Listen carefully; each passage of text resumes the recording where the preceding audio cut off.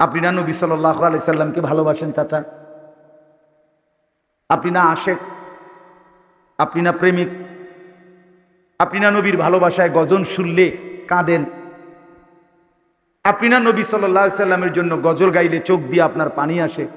তো গজল শুনলেই যার চোখে পানি আসে, সেই নবী সাল্লাল্লাহু আলাইহি ওয়াসাল্লামের সুন্নাত পছন্দ হলো না কেন? যেই নবী সাল্লাল্লাহু আলাইহি ওয়াসাল্লাম মৃত্যু পর্যন্ত কোনোদিন দুর্গন্ধ পছন্দ করতেন না। নবী সাল্লাল্লাহু আলাইহি ওয়াসাল্লাম পেঁয়াজের দুর্গন্ধ, কাঁচা রসুনের গন্ধ, ঘামের গন্ধ সহ্য করতেন না, কষ্ট পাইতেন। নবী সাল্লাল্লাহু আলাইহি সাল্লামের দেহ মুবারক থেকে 24 ঘন্টা মেশক আম্বরের ঘ্রাণ বের হইত। তিনি হাঁটলে পরে মানুষ বুঝতো এখান দিয়েই মুহাম্মদ আরবি গেছে।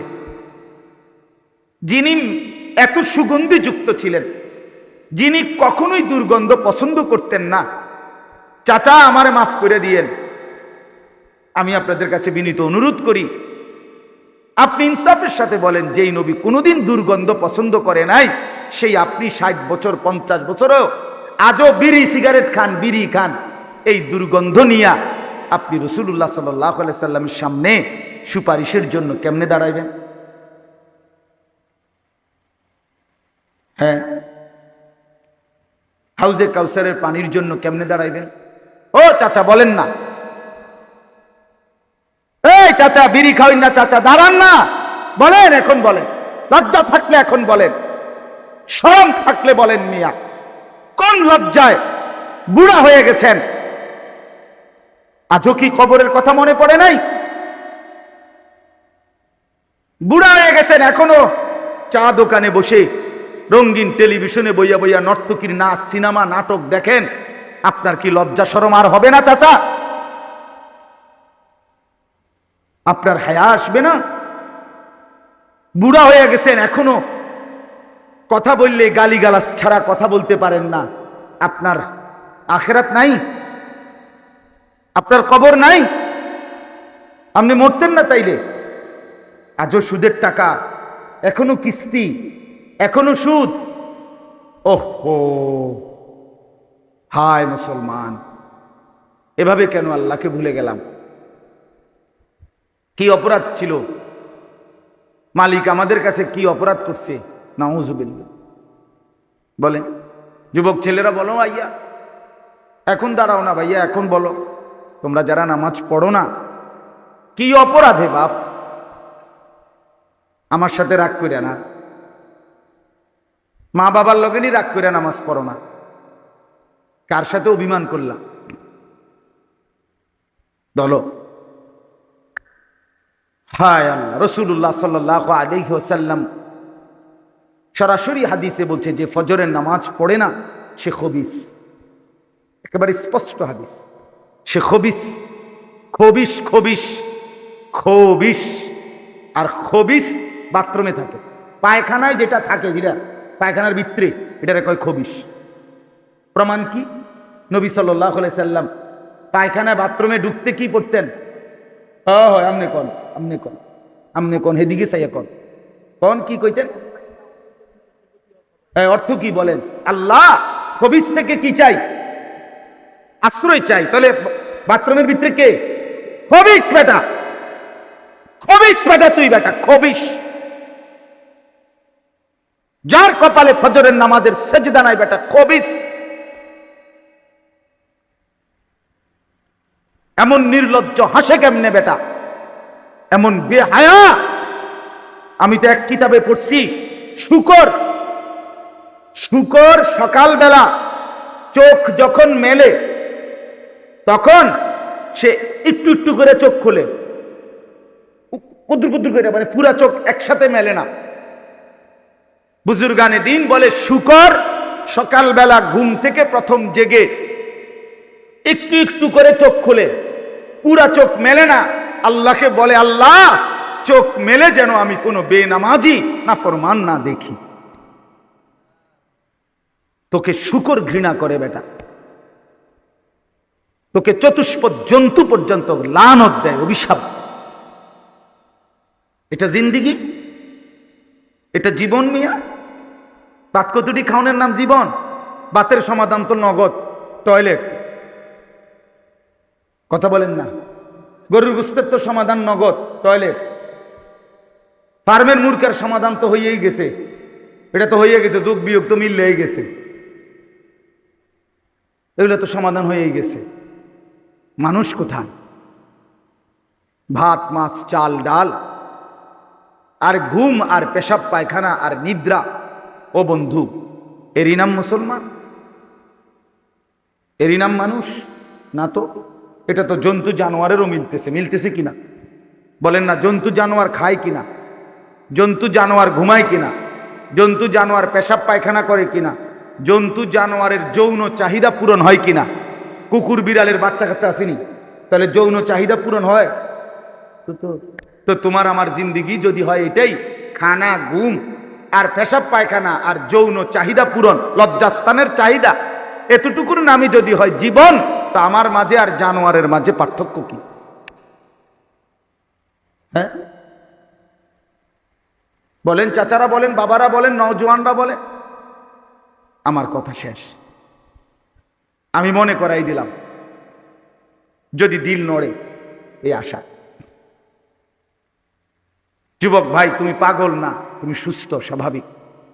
তুমি চাইলে রাত দিন বরাবর করে মেহনত করতে পারো। যুবকের অসীম সম্ভাবনা, যুবকের শক্তি সম্ভাবনা অসীম, অনেক কিছু করতে পারে। এই যে মাউন্ট এভারেস্টের চূড়ায় যে মানুষগুলো উঠতে যায়, প্রত্যেকটা যাত্রী জানে যে এই চূড়ায় উঠতে গেলে মৃত্যুর সম্ভাবনাই বেশি, কিন্তু এরপরও প্রতিদিন মাউন্ট হিমালয় পর্বতের উপরে মানুষ উঠার জন্য নওজোয়ানের একটা স্পিরিট থাকে।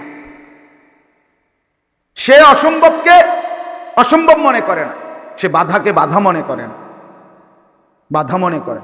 এজন্যই তো যুবক আল্লাহ দিছে। আল্লাহ নিজে বলছে, কোরআনুল কারীমের মধ্যে আছে, আল্লাহ শক্তি শুধু যুবককে বলছে। আল্লাহুল্লাযী খালাকাকুম, আল্লাহ তাআলা বলেন, আল্লাহুল্লাযী খালাকাকুম মিন দুফিন, আমি আল্লাহ তোমাদেরকে সৃষ্টি করেছি দুর্বল অবস্থায়, শিশুকালটা।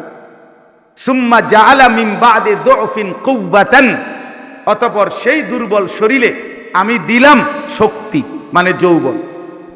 সুম্মা জাআলা মিন বাদি কুওয়াতিন দুফান ওয়া শাইবা, পুনরায় আবার সেই শক্তিওয়ালা শরীরে দিলাম আবার ফিরাইয়া দুর্বলতা এবং বৃদ্ধ অবস্থা।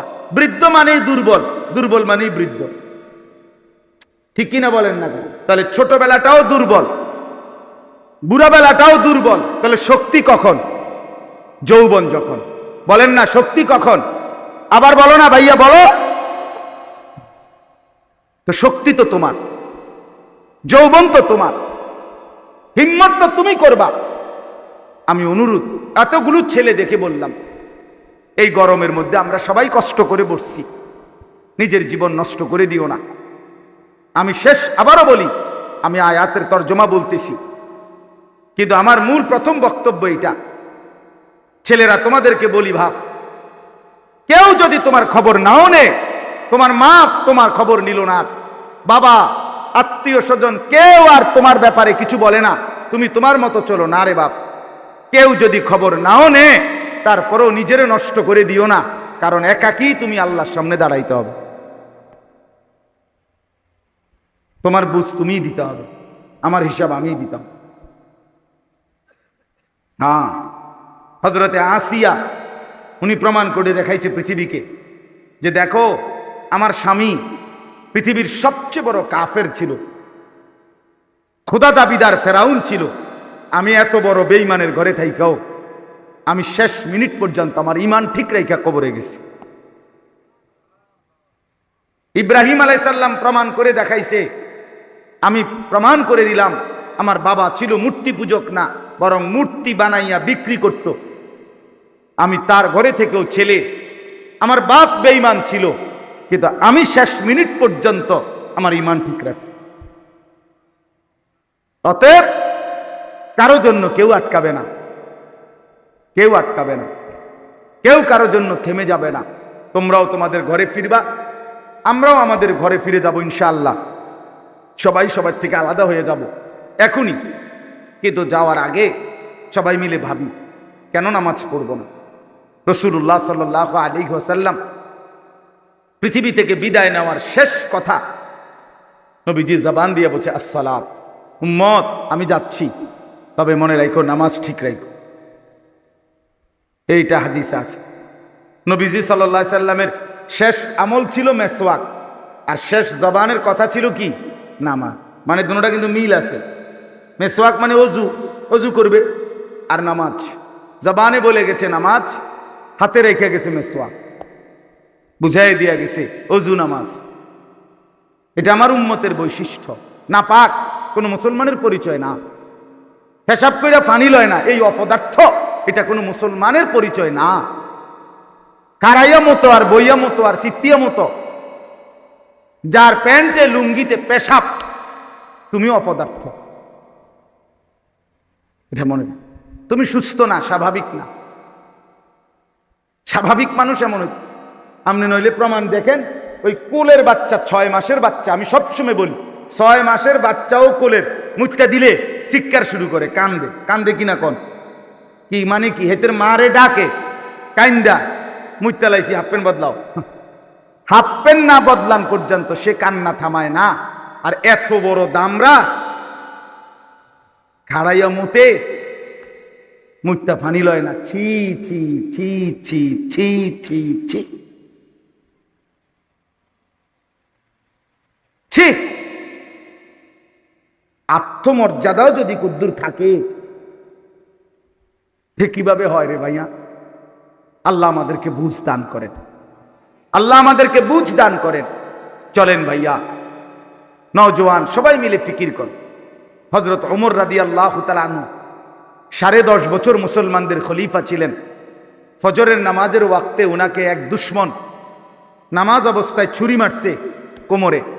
ইমামতি করতেছিলেন ওমর মসজিদে নববীতে।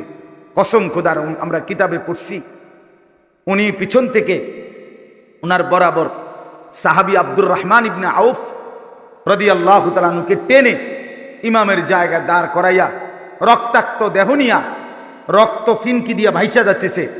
এই অবস্থায়ও তিনি বলছে, ওমর, আব্দুর রহমান, আগে ফজরের নামাজ শেষ করো, এরপর আমারে ধরো, আগে নামাজ। হযরত খুবাইব, নবী সাল্লাল্লাহু আলাইহি সাল্লামের একজন সাহাবী ছিলেন, খুবাইব ইবনে আদি। ওনাকে মক্কার কাফেররা ফাঁসিতে ঝুলাইছিল। এই ফাঁসিতে যখন রশি বাঁধ দিছে খেজুর গাছের সাথে, আমরা কিতাবে পড়ছি মক্কার কুরাইশ আবু সুফিয়ান ওনাকে বলছিলেন, খুবাইব, মৃত্যুর পূর্বে ফাঁসির আসামিকে শেষ ইচ্ছা পূরণের সুযোগ দেওয়া হয়, তোমার সেই শেষ ইচ্ছাটা কি বলো। হযরতে খুবাইব রাদিয়াল্লাহু তাআলা আনহু বলছেন, আমারে শুধু 2 রাকাত নামাজ পড়বার সুযোগ দাও। তা আবার রশি খুলে দিছে। উনি রক্তাক্ত দেহ নিয়ে তায়াম্মুম করে 2 রাকাত নামাজ পড়ছে। বুখারী শরীফে হাদিস আছে, বুখারীতে সর্বশ্রেষ্ঠ কিতাবে এই সাহাবী খুবাইব নামাজ পড়ে সালাম ফিরাইয়া উনি বলছে, ফালাস্তু বালি হিনা উকতালু মুসলিমান, আর আমার কোনো পরোয়া নাই, আমি আল্লাহর অনুগত হয়ে মুসলমান হয়ে মরছি। আলা আইয়ি শিক্কিন কানা লিল্লাহি মাসরাই, হে কাফেররা, আল্লাহর জন্য যেহেতু জীবন দিচ্ছি, এবার আমার লাশ তোমরা যেদিকে মনে চাই সেদিকেই ফিরাও, আর যা ইচ্ছা তাই করো। কিতাবে আছে যে উনারে বলছিল একজন কাফের যে, তোকে হত্যা করে ফাঁসিতে ঝুলাইয়া এখন ছাগলের চামড়া যেভাবে ছিলে ফেলে, তোর চামড়া এভাবে ছিলে ফেলবো।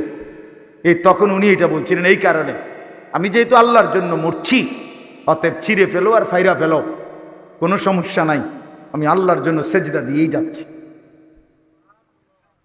ইমামে হুসাইন রাদিয়াল্লাহু তাআলা আনহু কারবালার প্রান্তরে ৭১ জন আহলে বাইত শহীদ হওয়ার পরে উনি যখন একা ময়দানে সর্বশেষ কারবালার প্রান্তরে যুদ্ধ করছেন কিনা, উনি কথা বলেন না কেন, একা একা দুশমনের বিরুদ্ধে তখন তিনি একাই ছিলেন। এই একা অবস্থায় জোহরের নামাজের ওয়াক্ত হইছে। কিতাবে আছে উনি ওই দিকে দুশ্মনদের দিকে ফিরে বলছে, জোহরের ওয়াক্ত হয়ে গেছে, যুদ্ধটা একটু থামাও, আমারে জোহরের নামাজ পড়তে দাও, আমি ময়দানেই জোহর পড়ব। তখন ওই পাশ থেকে সীমার জিল জৌসান, সীমার, এই যারে আপনারা সীমার বলেন, সে ওই পাশ থেকে বলছে, হোসাইন, তোরে জোহরের নামাজ পড়তে দেওয়া হবে না, বরং জোহরের নামাজের আগেই তোমার গর্দান দেহ থেকে আলাদা করে দেওয়া হবে। উনি একটা চিৎকার দিয়ে বলছে, সীমার, তোর যা মন চাই তুই তাই করিস, আমি নিয়ত বাঁধলাম, আল্লাহু আকবার, আমি সেজদা দিয়েই জীবন দেব। বন্ধু আমার, জিন্দিগি শুধু জিলাফি না, জিন্দিগি শুধু বিরিয়ানি না, জিন্দিগি শুধু খিচুড়ি না, জিন্দিগি শুধু নারী না, জিন্দিগি মানে একটা মোবাইল না, জীবন মানে একটা মোটর সাইকেল না, জীবন মানে অনেকগুলো মেয়ে দেখা না। যেই নারী তোমার খুব আগ্রহ, সেটা এমনিই মিলবে, এইটা মিলবেই। এই বাপ দাদা 14 গোষ্ঠী বিয়ে করতে করতে এই পর্যন্ত আইছে, মা কথা কয় না, এটা একটা আশ্চর্য। কিতা এটা কি মানে আমনে কর না, এটা কিতা? এটা তো একটা স্বাভাবিক বিষয়, নাইলে আমি আর তুমি আসলাম কই থেকে ভাইয়া? এক নারী পুরুষের পবিত্র বন্ধন যদি নাই হতো, তো আমি আর আপনি আসলাম কই থেকে? এটা তো একটা সহজ বিষয়। স্ত্রী তো মিলেই যাবে, একজন উপযুক্ত নারী তো মিলেই যাবে, আল্লাহর ফয়সালা এটা। এটার জন্য এরকম কুত্তার মতো এ জনের কি আছে? এই বেটা, সারা রাত এত কুত্তার মতো এত নারী দেখার দরকার কি আছে বেটা? মানুষের বাচ্চা না বেটা, তো মুসলমানের ঘরে জন্ম নাও নাই বেটা? তোমার বাপ মুসলমান না? তুমি ভুলে গেলা কেমনে? বাপেরে এত বড় বেজ্জতি করলা কেমনে? মারে বেজ্জতি করলা কেমনে? তোমার বাবা মা তো হালাল বাবা মা, তাদের পবিত্র বন্ধনে বিবাহের সূত্রেই তো তুমি জন্ম নিছ। নিজের পরিচয় ভুলে যাওয়া, ছি ছি ছি, এটা তো কাপুরুষ। আমরা সেদিনও বলছি, এই যে ফিলিস্তিন যেখানে এখন যুদ্ধ হয়, গাজা, নাম জানেন এই জায়গাটার নাম? ইসরায়েলের ইহুদিদের সাথে যে যুদ্ধ করছে যারা, গাজার মানুষ, এই মুজাহিদরা গাজার মুজাহিদ, ওই জায়গাটার নাম আর কি গাজা। তো এরা আজকে, এরা 1 কোটিও মানুষ না, এ পুরা গাজার মানুষই হইল 50-55 লাখ। এখান থেকে মুজাহিদ অল্প কয়জন, এরা মাটির নিচে থেকে যুদ্ধ করতেছে আজকে 8 মাস। সেই অক্টোবর, 7ই অক্টোবর হামলা হলো না, তো অক্টোবর, নভেম্বর, ডিসেম্বর, জানুয়ারি, ফেব্রুয়ারি, মার্চ, এপ্রিল, মে, আজকে 8 মাস গোটা ইউরোপ, এই ইউরোপ আমেরিকা তাদের সর্বোচ্চ সহযোগিতা দিছে ইসরায়েলকে। ইসরায়েল পৃথিবীর একটা পরাশক্তি, সুপার পাওয়ার। ইসরায়েল পারমাণবিক শক্তির অধিকারী। ইসরায়েলের জনগণ যতজন, যুদ্ধও ততজন। এটা জানেন? মানে ওই দেশ এমন একটি দেশ তাদের ইহুদিদের, যেখানে নারী পুরুষ জনগণ যতজন, যুদ্ধও ততজন। অর্থাৎ ওইখানে এনআইডি কার্ড, আমাদের যে আইডি কার্ড, যে ভোটার আইডি কার্ডের মতো, এই এনআইডি কার্ড পাইতে হইলে যুদ্ধের প্রশিক্ষণ ছেলে মেয়ে নারী পুরুষ উভয়ের জন্য বাধ্যতামূলক। প্রশিক্ষণ ছাড়া কার্ড দেয় না। এই জন্য যতজন মানুষ ততজনই যোদ্ধা। এত কিছুর পরেও আজকে 8 মাস একটানা যুদ্ধ করে এই গাজার মুসলমান, সাধারণ মুসলমান কিংবা মুজাহিদ, কারো এক বিন্দু গার নয়। তার একটা মানুষ এই পর্যন্ত, আপনারা মোবাইলে খুঁজা দেখেন, একজন মুসলমান এই পর্যন্ত বলে নাই যে আমি আত্মসমর্পণ করলাম। আমি তো জানি কত যুবকের কান্না শুনি, তো জীবনটা শেষ করে দিছে, যৌবনটা শেষ, নিজের হাতের অপব্যবহার করে নিজের যৌবন নিজের হাতে নষ্ট করে দিছে। আহা আহা, আজ হতাশার মধ্যে দুনিয়াও ডুবে গেছে।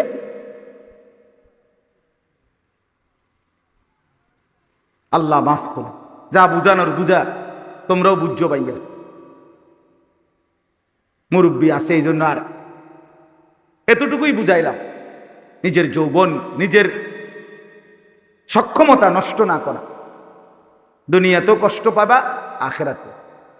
তো এরপরে দেখেন, ক্বালা ইন্নামা ইয়াতাকাব্বালুল্লাহু মিনাল মুত্তাকিন।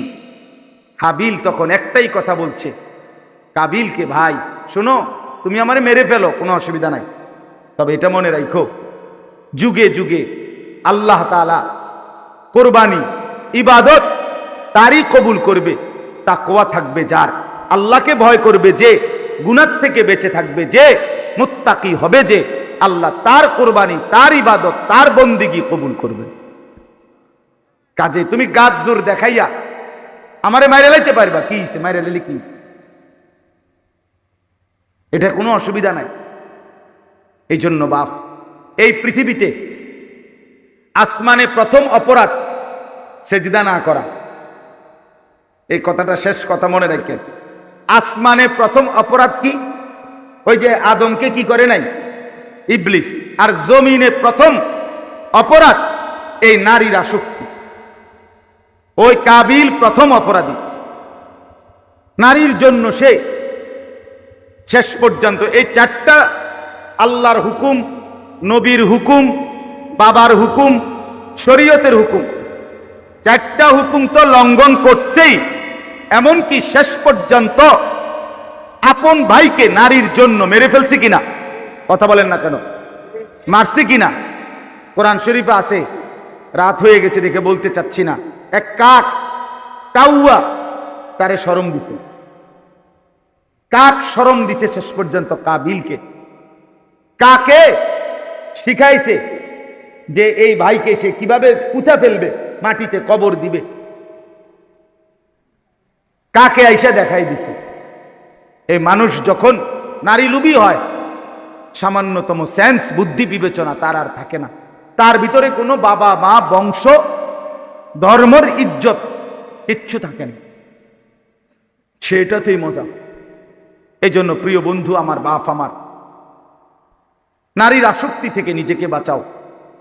এই মোবাইল, বড় মোবাইল, প্রয়োজন যে দূরের দূর, যার যেটা প্রয়োজন, অফিসিয়াল কাজ, ব্যবসায়িক কাজ অথবা ইমার্জেন্সি কোনো কাজ থাকতেই পারে, তো যেটা জরুরত ওইটা জরুরতের মধ্যেই ব্যবহার করি। যেটা প্রয়োজন নাই সেটা কেন নষ্ট করা নিজের জীবন? আল্লাহ তাআলা আমাদের সবাইকে তৌফিক দান করেন। প্রত্যেকটা ছেলে নিজের ভালো নিজে বোঝো, আল্লাহ কবুল করেন। বাবা চাচারা, আপনাদেরকে অনুরোধ করি, বিড়ি সিগারেটের অভ্যাস ছেড়ে দেন, দেখার শরমের কাজ।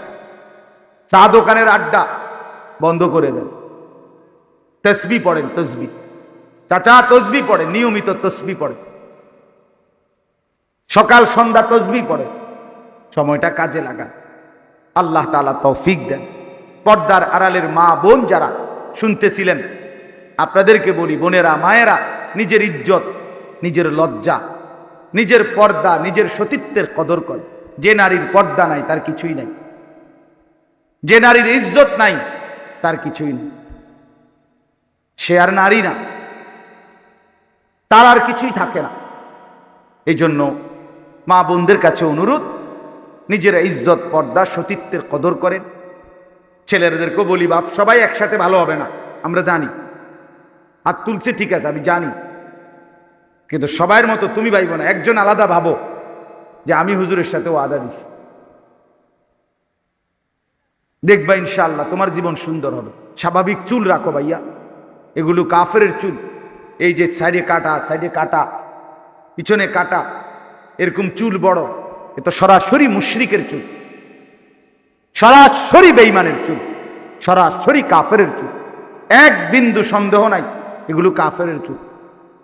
কোন মুসলমান তার প্রথম লেবাসের প্রথম চিহ্ন কাফেরের চিহ্ন ধারণ করতে পারে না, যার রক্তে ইসলাম আছে।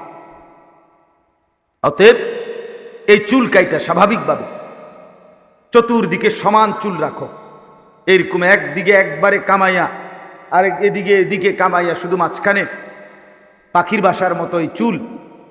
এটা তো বাপ চাচারা যদি কইতেন, আপনারাও তো কন্যা চাচারা, আগে তো গ্রামে গঞ্জে চাচা সব জায়গায় এটাই নিয়ম আছিল গ্রামে আকাম কাকাম কুকামে ধরা খাইলে এরকম বিভিন্ন খান দিয়ে চুল কাটটা ছেড়ে দিত।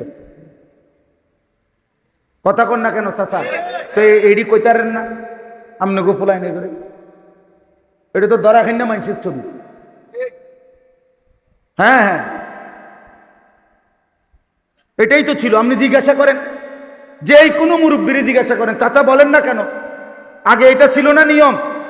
গ্রামে আকাম কুকামে ধরা খাইলে চুল কাটতে দিত না ছাড়ি দিয়ে মারি দিয়া? তো তুমি যে যাই না বুঝা এই কাম করলাম।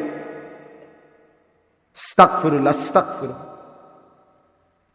আল্লাহ তাআলা আমাদেরকে মাফ করে দেন, বুঝ দান করেন। আপনারা সন্তানের দিকে নজর দিয়েন। আলহামদুলিল্লাহ, অল্প কয়েকদিন, আমার মনে হয় সপ্তাহখানিকও হয় নাই, আমার এই মাহফিলটা অন্য জায়গায় ছিল। আজকে এই শেষের এই বয়ান আমাদের প্রিয় ভাই মাওলানা মাহমুদুল হাসান,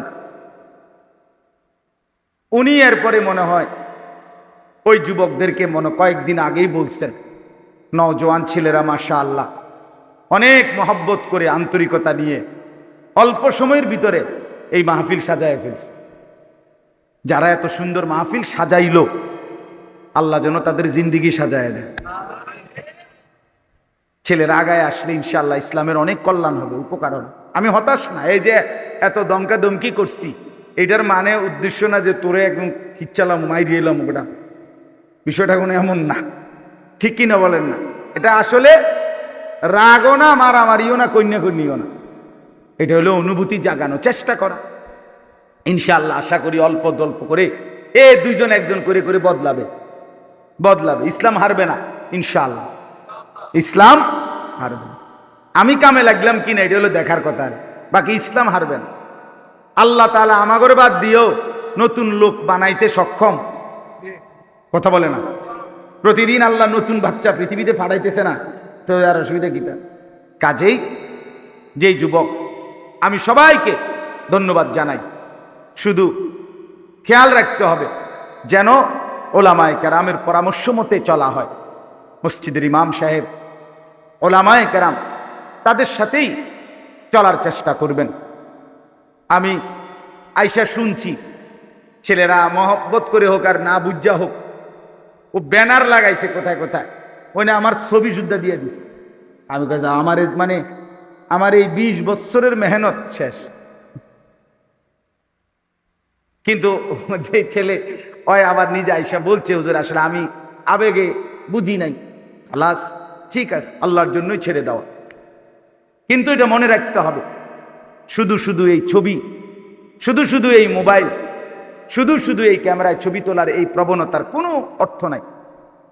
1 লক্ষ হুজুরের সাথে যদি আমাদের কারো একজনের, মনে করেন 1 লাখ হুজুরের লগে একটা একটা ছবি আছে মোবাইলের মধ্যে জমা, এতে করে কবরের আযাব মাফ হয়ে যাবে তো ইনশাআল্লাহ।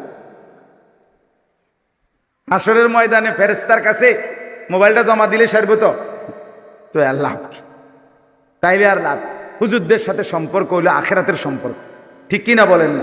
আমরা কোনো রাজনৈতিক নেতাও না, আমরা কোনো এলাকার কিছু না, আমরা আখিরাতের ফেরিওয়ালা। তাইলে আখিরাতের সম্পর্ক ইনশাআল্লাহ। সর্বশেষ কথা হলো, এক্ষুনি আমি দোয়া করব। অনেক ছেলে বসছো ভাই, আমার একটা অনুরোধ, আমরা মুসলমান, আমাদের আত্মমর্যাদা আছে। আমরা শুধু খাবারের জন্য বেঁচে নাই, আমরা বাঁচার খাবারের জন্য বেঁচে আছি না, আল্লাহর ইবাদতের জন্য। অতএব ছেলেরা কষ্ট করে সামান্য একটু মেহমানদারির ব্যবস্থা করছে, একটু কিছু খাওয়াইবে। এখন এই খানাটুকু গ্রহণ করতে গিয়ে এই চিৎকার চেঁচামেচি, হই হুল্লুর, হাঙ্গামা, এটা একেবারে রীতিমতো অভদ্রতা। এই মানুষটা একেবারে বেশি অভদ্র, যে সামান্য কদ্দুর খিচুড়ি লেগেতে এইভাবে চিৎকারে, তো তার একেবারে নিম্ন রুচির মানুষ। এটা মনে রাখতে হবে, একবারে নিকৃষ্ট মাইন্ডের লোক। কারণ মানুষ বুঝি এই খিচুড়ি কুদ্দুরে লেগে এভাবে চিৎকারে। এই জন্য দয়া করে ছেলেরা, আপনারা সবাই যদি, ছেলেরা তোমরাও, বিশেষ করে এলাকার ছেলে যারা, তোমরা দূরের ছেলে অথবা দূরের বাবা, মুরব্বী, ওনাদেরকে সহযোগিতা করো। পাইলে পরে খাইও, থাকলে না খাইলে না খাইবা, অসুবিধা কি? ঘরে গিয়ে ভাত খাইয়া নিবা। এই জন্য দয়া করে সবাই আন্তরিকভাবে চিৎকার চেঁচামেচি না করে আমরা প্রত্যেকে ইনশাআল্লাহ কোনো রকম অস্থির না হয়ে এটুকু খাবার গ্রহণ করব। ঠিক আছে ইনশাআল্লাহ? আমরা মানছি তো সবাই? এখন দেখবেন কিছু মেহমান ঢুকবে, কথা বুঝছেন? ওয়াজের মধ্যে দুই ধরনের লোক থাকে। এক দল হইলো যারা ওয়াজ শুনে, সাথে কিছু থাকলে খায়ও, আর কিছু আছে শুধু মেহমান, বেশরম মেহমান, কথা বুঝছেন না? যে শুধু অপেক্ষায় থাকে, হ্যাঁ, কখন একটা জিলাপি দিবে, কখন এক প্যাকেট বিরিয়ানি দিবে, কখন এক থালা খিচুড়ি দিবে। এই মেহমান, তো আমরা ওই মেহমানদেরকেও সম্মান জানাইলাম। আপনারা তারপরেও তো আইছেন, আল্লাহ তাআলা এই মেহমানদেরকেও আরো শরম দান করেন, ভবিষ্যতে যেন শেষ দিকে মেহমান না হইয়া প্রথম দিকে কি হইতে পারে, মেহমান হইতে পারে। আল্লাহ তৌফিক দান করেন। সকলেই একবার সূরা ফাতিহা 3 বার কুল হুয়াল্লাহু আহাদ পড়ে।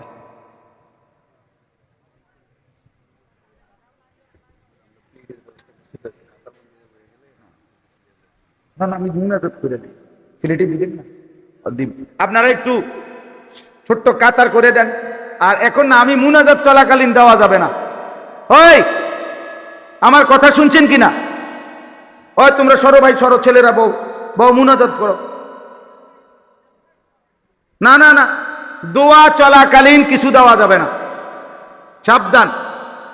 দোয়া মানে আল্লাহর কাছে চাওয়া, নাকি? তা কথা বলেন না কেন? তো দোয়ার মধ্যে যদি কেউ বিরিয়ানি দেয়, জিলাপি দেয়, না না, মনোযোগ না, শুধু মনোযোগ তো থাকেই না। 2 নাম্বার, আল্লাহকে কি বুঝানো হয় যে আল্লাহ, আমি মূলত গেঞ্জাইমা পাবলিক, আমার খাচ্ছত খারাপ, আমি আতলারালারি করি বেশি, এই জন্য হুজুরে দিয়ে আমারে আলগি দিয়ে রাখছে। আর মূলত আমার আমনের কাছে তেমন কিছু না, আমার মূল বিষয় হইল বিরিয়ানি অথবা খিচুড়ি, অন হুজুরে দিয়ে আমার একটা ফেসে হালাইয়া রাখছে। হ্যাঁ হ্যাঁ, এই জন্য এটা মুনাজাত, আল্লাহর কাছে চাওয়া, ইবাদত। মুনাজাতও একটা কি, দোয়া একটা ইবাদত কিনা? অতএব আমরা ইনশাআল্লাহ, আমি অনুরোধ করলাম, ছেলেরা আশা করি যে দূর সম্ভব হয়েছে চেষ্টা করছে, রিজিকে থাকলে খাবেন। এলাকার ছেলেরা বললাম আবারও, তোমরা প্রাধান্য দিও অন্যকে, আল্লাহ এতে বরকত দিবে ইনশাআল্লাহ।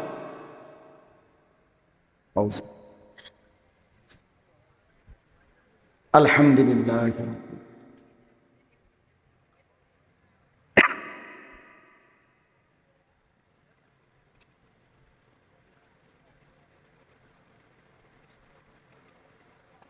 আলহামদুলিল্লাহ রাব্বিল আলামিন।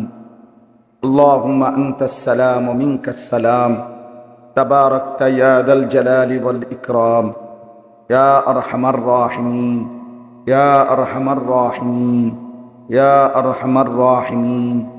রব্বানা যালামনা আনফুসানা ওয়া ইল্লাম তাগফির লানা ওয়া তারহামনা লানাকুনান্না মিনাল খাসিরিন। রব্বানা আতিনা ফিদ দুনিয়া হাসানা ওয়া ফিল আখিরাতি হাসানা ওয়া কিনা আযাবান নার। রব্বিরহামহুমা কামা রব্বায়ানি সগীরা। রব্বানা হাব লানা মিন আজওয়াজিনা ওয়া যুররিয়াতিনা কুররাতা আ'য়ুন ওয়াজআলনা লিল মুত্তাকিনা ইমামা। আল্লাহুম্মা ইন্না নাসআলুকাল হুদা ওয়াত তুকা ওয়াল আফাফা ওয়াল গিনা। আল্লাহুম্মা আরহামনা বিতারকিল মাআসি ওয়া লা তুশকিনা বিমাসিয়াতিক। মাওলায়ে করিম রব্বুল আলামিন, আপনি মাফ করে দেন। রাত অনেক গভীর মাওলা, আল্লাহ, খোলা আকাশের নিচে আপনার শাহী দুয়ারে হাত উঠাইলাম। আপনি পেছনের জিন্দিগির সমস্ত গুনাহ মাফ করে দেন, সামনের জিন্দিগি নেক আমলে ভরপুর করে দেন। আল্লাহ, জীবনটা সুন্দর করে দেন, আখিরাত সুন্দর করে দেন। পেছনের অন্ধকার গুনাহে ভরা জিন্দিগি মাফ করে দেন, সামনের জিন্দিগি ঈমান আমল দ্বারা ভরপুর করে দেন। সেজদাওয়ালা কপাল বানিয়ে দেন, কাঁদনেওয়ালা চোখ বানিয়ে দেন, জিকিরওয়ালা জবান বানিয়ে দেন, মোহব্বতওয়ালা দিল বানিয়ে দেন। আল্লাহ, জীবনটা কাজে লাগাবার তৌফিক দান করেন। আল্লাহ, এত গুনাহ নিয়ে কবরে নিয়েন না মাওলা, এত গুনাহ নিয়ে হাসরের ময়দানে দাঁড় করাইয়েন না মাওলা। আজই মাফ করে দেন, এখনই মাফ করে দেন আল্লাহ। আপনি দয়া করেন, আযাব দিলে আপনার কোনো লাভ নাই, মাফ করে দিলে আপনার কোনোই ক্ষতি নাই। আয় আল্লাহ আমাদেরকে মাফ করে দেন। আয় আল্লাহ সমস্ত কবরবাসীদেরকে মাফ করে দেন। কিয়ামত পর্যন্ত কবরের আযাব মাফ করে দেন। এই এলাকার আশপাশের আমরা যে যেখান থেকে এসেছি, যাকে হারিয়েছি মাওলা, সমস্ত কবরবাসীদেরকে মাফ করে দেন। কবরগুলোকে জান্নাতের নূর দ্বারা ভরপুর করে দেন। আয় আল্লাহ আপনার নূরের রহমত দ্বারা ভরপুর করে দেন। কিয়ামত পর্যন্ত কবরের আযাব মাফ করে দেন। এই এলাকার কবরস্থানে যত কবরবাসী আল্লাহ তাদের প্রত্যেককে মাফ করে দেন। আল্লাহ যারা এই মাহফিল সাজিয়েছে, মাহফিলে বসেছে, তাদের বংশের যতজন কবরে সকলকে মাফ করে দেন। আল্লাহ আমরা যারা বেঁচে আছি আমাদেরকে হেদায়েত দিয়ে দেন, ঈমান আমল দান করেন, তাকওয়ার জিন্দেগি দান করেন, গুনাহ থেকে বাঁচবার তৌফিক দান করেন। আল্লাহ মুসলমানের এই যুবক ছেলেগুলোকে ফিরিয়ে দেন। আল্লাহ এরা আমাদের সন্তান মাওলা, এরা আমাদেরই ভাই মাওলা, এরা মুসলমান বাবার সন্তান, এরা মুসলমান মায়ের সন্তান, মায়ের পবিত্র দুধ পান করেছে আল্লাহ। আল্লাহ এরা মোবাইল দিয়ে ভুলে গেছে আপনাকে, এরা নারীর ফাঁদে ভুলে গেছে আপনাকে আল্লাহ, এরা মদ জুয়ার আড্ডায় ভুলে গেছে আপনাকে আল্লাহ। আপনি তাদেরকে ফিরায়া দেন, আপনি তাদেরকে ফিরায়া দেন আল্লাহ। মুসলমানের নওজওয়ান বড় বেশি দরকার আল্লাহ। আমি যুবকের ঈমান ভিক্ষা চাই আল্লাহ, আমি যুবকের সেজদা ভিক্ষা চাই আল্লাহ, আমি যুবকের গোলামি ভিক্ষা চাই মাওলা। আল্লাহ আপনার ইজ্জতের কসম মাওলা, আপনার জাতের কসম মাওলা, আপনি এদেরকে ফিরায়া দেন, আপনি এদেরকে ফিরায়া দেন আল্লাহ। এরা যদি ফিরে না আসে ইসলামের জন্য লড়বে কে মাওলা? দাজ্জালের বিরুদ্ধে লড়বে কে মাওলা? মাহাদির পক্ষে লড়বে কে মাওলা? আল্লাহ আমাদের সন্তানদেরকে ফিরায়া দেন, আমাদের ভাইদেরকে ফিরায়া দেন, আমাদের নওজওয়ানদেরকে ফিরায়া দেন, আমাদের বাবা চাচা মুরব্বীদেরকে আরো বেশি নেক আমলের তৌফিক দান করেন। গুনার আড্ডা থেকে হেফাজত করেন, নাফরমানির আড্ডা থেকে হেফাজত করেন, আপনার জিকির তসবিহ তেলাওয়াত করবার তৌফিক দান করেন আল্লাহ। আজকের এই মাহফিলখানা কবুল করে নেন, মাহফিলের সমস্ত ত্রুটি বিচ্যুতি আপনি মাফ করে দেন আল্লাহ। যেই যুবকরা এই মাহফিল সাজিয়েছে আপনি তাদের জিন্দেগি সাজিয়ে দেন, আপনি তাদের চেহারা সাজিয়ে দেন, আপনি তাদের আখলাক সাজিয়ে দেন, আপনি তাদের আখেরাত সাজায়া দেন আল্লাহ। আপনি কবুল করেন, আপনি কবুল করেন। আগামী জীবন এদেরকে এই সুন্দর মাহফিল আবারও ইন্তেজাম করার তৌফিক দান করেন আল্লাহ। আপনার ঘর জিয়ারত প্রত্যেককে নসিব করেন আল্লাহ। কাবার কালো গিলাফ না দেখিয়ে কবরে নিয়েন না মাওলা, মদিনার সবুজ গম্বুজ না দেখিয়ে কবরে নিয়েন না মাওলা, আপনার বন্ধুর রওজা পাকে না নিয়ে কবরে নিয়েন না মাওলা। আল্লাহ যারা পৌঁছে গেছে কবুল করে নেন, আমরা যারা যেতে চাচ্ছি তৌফিক দান করেন, সুস্থতার হায়াত দান করেন, আফিয়তের জিন্দেগি দান করেন আল্লাহ। আশপাশের সবগুলো মাদ্রাসা মসজিদ আপনি কবুল করে নেন, ওলামায়ে কেরামকে হায়াত দারাজ করেন, ইমাম সাহেবদেরকে হায়াত দারাজ করেন, মুয়াজ্জিন সাহেবদেরকে হায়াত দারাজ করেন আল্লাহ। আপনি কবুল করেন, মঞ্জুর করেন, রহম করেন, করম করেন, মা বোনদেরকে পর্দা পুশিদা দান করেন, ইজ্জত আবরুর হেফাজত করার তৌফিক দান করেন। মুসলমানের ঘরে নামাজ চালু করে দেন, জিকির চালু করে দেন, কোরআনুল কারীমের তিলাওয়াত চালু করে দেন আল্লাহ। গোটা দেশকে নিরাপদ করে দেন। ঘূর্ণিঝড়, মহামারী, জলোচ্ছ্বাস, টর্নেডো, সাইক্লোন আল্লাহ মহামারী থেকে হেফাজত করেন মাওলা। আল্লাহ এই ভূমি ঘূর্ণিঝড়ে যে মানুষগুলো ঘর হারা আল্লাহ আপনি তাদের উত্তম আশ্রয় দিয়ে দেন, উত্তম আশ্রয় দিয়ে দেন, উত্তম আশ্রয় দিয়ে দেন মাওলা। আখিরি ফরিয়াদ, ফিলিস্তিনের মজলুম মুসলমানদেরকে রেহাই দিয়ে দেন, রেহাই দিয়ে দেন আল্লাহ। দুঃখী মার কতদিন কাঁদবে মাওলা, মাসুম বাচ্চা কতদিন ঘর ছাড়া থাকবে মাওলা, অভাবী সন্তান আর কতদিন ক্ষুধায় কষ্ট পাবে মাওলা। আপনি দয়া করে রহম করেন মাওলা। ইসরায়েলের বেঈমানদেরকে ধ্বংস করে দেন মাওলা। মজলুম ফিলিস্তিনি গাজার মুসলমানদেরকে রেহাই দিয়ে দেন আল্লাহ। আপনি দয়া করেন, আপনি দয়া করেন, আপনি দয়া করেন। আপনি দয়া করেন। আল্লাহ যার যত নেক মাকসাদ আছে পূরণ করে দেন, অসুস্থ বিমারি যারা শিফা করে দেন, প্রত্যেকের কামাই রুজিতে হালাল বরকত দান করেন। প্রবাসী যারা বিদেশে, আল্লাহ সহি সালামতে নিরাপদে রাখেন, ঈমান আমলের সাথে থাকবার তৌফিক দান করেন। রব্বির হামহুমা কামা রব্বায়ানি সগীরা। সুবহান রব্বিকা রব্বিল ইজ্জাতি আম্মা ইয়াসিফুন, সালামুন আলাল মুরসালিন, আলহামদুলিল্লাহি রাব্বিল আলামিন। আমার বাপ, আমি আবারও অনুরোধ করছি, চিল্লাচিল্লি করো না বাপ। যারা দিবেন তারাও না, যারা নিবেন তারাও না। সুন্দর করে